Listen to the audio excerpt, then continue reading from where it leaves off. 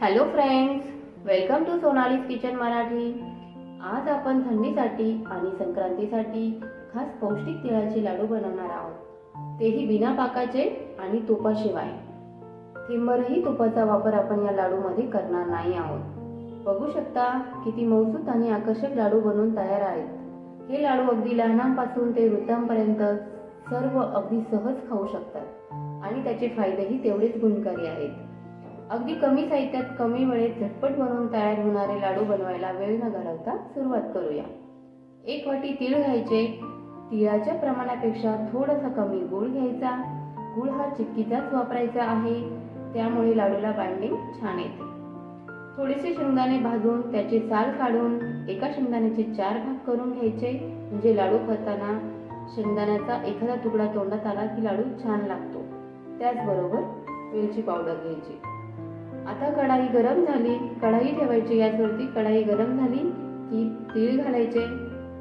मस्त मीडियम फ्लेमवर हलका सोनेरी कलर येईपर्यंत भाजून घ्यायचे। तीळ भाजले की एका ताटात थंड करण्यासाठी ठेवायचे। तीळ थंड झाले की मिक्सरच्या भांड्यात ट्रान्सफर करून घ्यायचे। चालू बंद असे मिक्सरला फिरवून घ्यायचे।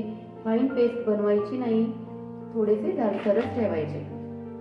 आता यातच गूळ ॲड करायचा आणि तिळामध्ये गूळ व्यवस्थित मिक्स करून घ्यायचा।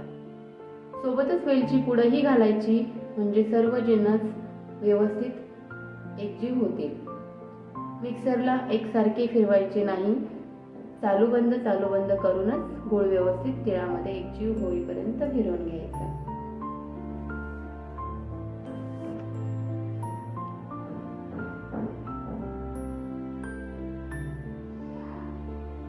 गूळ व्यवस्थित मिक्स झालेला आहे तिळामध्ये।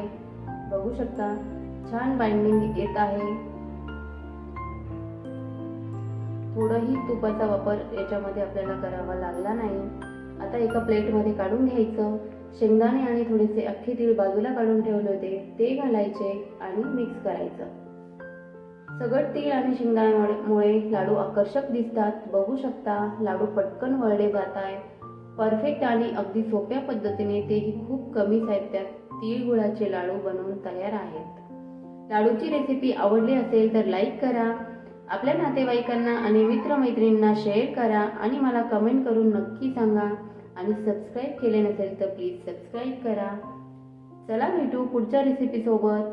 Thanks for watching.